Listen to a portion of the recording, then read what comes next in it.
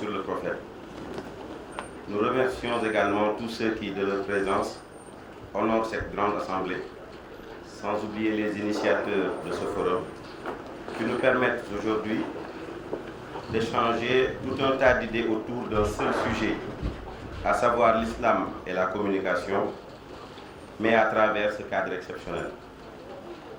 Le panel que nous allons présenter est une petite introduction sur la communication et ses enjeux actuels. Pour ainsi dire que vivre, c'est communiquer.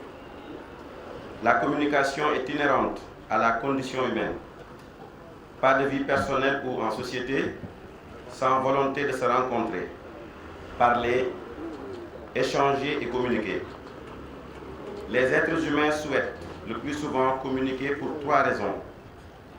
La plupart du temps, entremêler, partager, séduire et convaincre.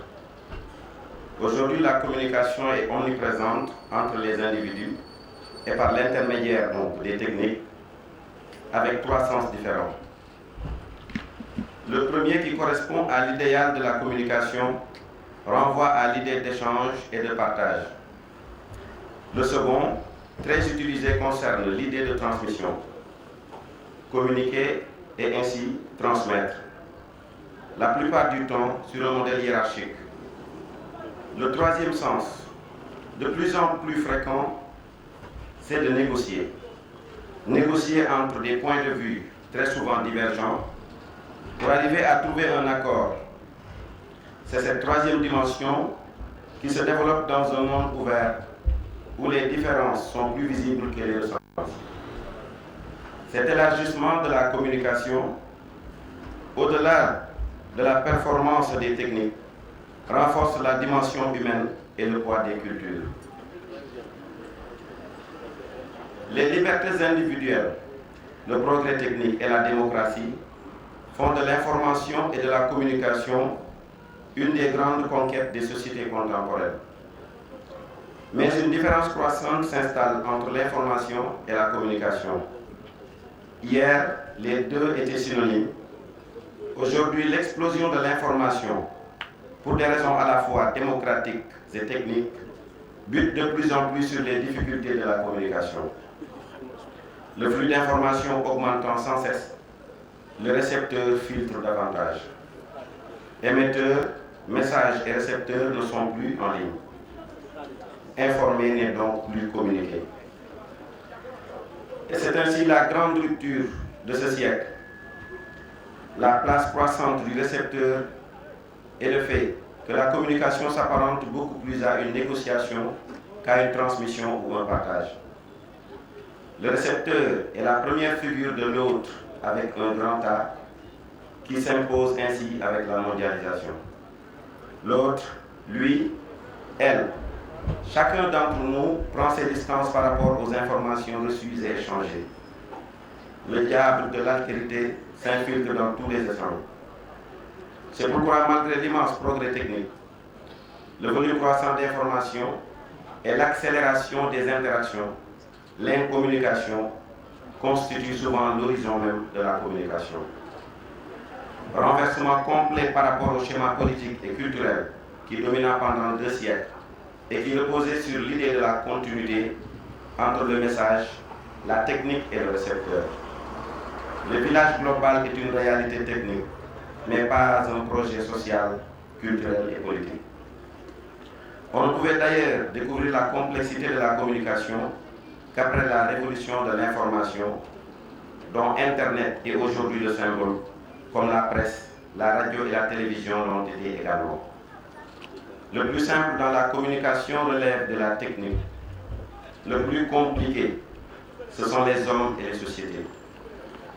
La communication est toujours plus difficile que l'information car elle concerne la relation, le rapport à l'autre avec toutes ses vicissitudes, alors que l'information renvoie simplement au message. C'est cette découverte de l'incommunication qui oblige à repenser la communication. Et en fait, un des enjeux les plus fondamentaux du XXIe siècle serait de savoir comment cohabiter pacifiquement dans un univers où tout le monde voit tout et sait tout, et où les différences sont plus visibles et moins négociables. D'où l'importance de ce troisième sens de la communication, la négociation elle-même, afin d'organiser la cohabitation. Il s'avère ainsi nécessaire de s'interroger sur la question de savoir jusqu'où la vitesse de la transmission des informations, l'apparente transparence des rapports humains, l'interactivité généralisée, l'accès sans cesse facilité à toujours plus d'informations vont-ils contrebalancer la complexité et la lenteur de la communication humaine et sociale. La technique devient à la fois le meilleur allié de la communication et son adversaire. La communication est au cœur des connaissances et elle l'est pour trois raisons. Tout d'abord, les concepts d'information, d'interaction et de communication ont largement contribué à restructurer les domaines de la connaissance contemporaine. Toutes les disciplines, des mathématiques à la physique, de la biologie à la chimie, des sciences de l'environnement aux sciences humaines et sociales, utilisent toujours ces concepts avec des sens parfois différents, ce qui justifie d'ailleurs un indispensable et passionnant travail d'épistémologie comparée. Ensuite, parce que la communication est au cœur des sciences devenues aujourd'hui toutes interdisciplinaires. Et penser l'interdisciplinarité, c'est réfléchir aux conditions nécessaires pour rapprocher des savoirs d'origine différentes afin de permettre une cohabitation. Enfin, la communication est indispensable aux communautés scientifiques pour repenser le rapport au monde, puisque les sciences et les techniques sont aujourd'hui inséparables des enjeux économiques, politiques et culturels, eux-mêmes accélérés par la mondialisation. Le temps de la recherche est plus lent que celui de la politique des médias et de la société.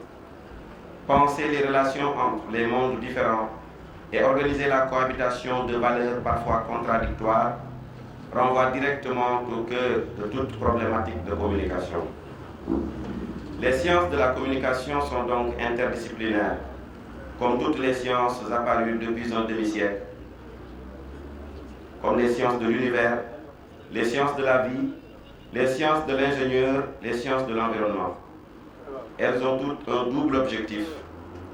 Il s'agit d'abord de repenser le statut des concepts d'information et de communication dans les différentes théories de la connaissance.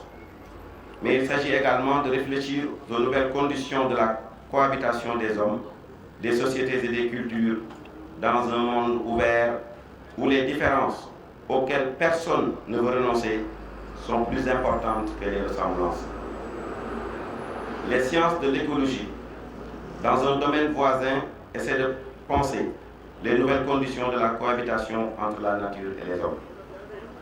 Les sciences de la communication, quant à elles, recherchent de nouvelles conditions de cohabitation entre les hommes, les cultures et les sociétés. Elles sont un enjeu au moins aussi fondamental que celui de l'écologie, car elles concernent les relations des hommes directement entre eux sans la médiation de la nature. Il s'agit là d'un nouveau défi cognitif, théorique et politique. C'est pourquoi l'information et la communication sont à la fois au cœur de toutes les sciences d'aujourd'hui et de toute réflexion sur la cohabitation des sociétés et des cultures. Si l'information est à l'origine de toute connaissance, la communication, elle, organise le rapport entre savoir, science, technique et société. Je vous remercie.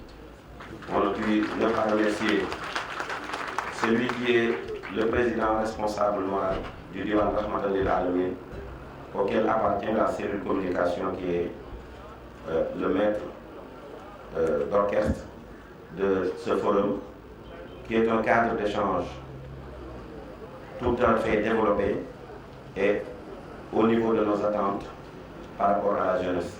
Et que vive la jeunesse. Je vous remercie.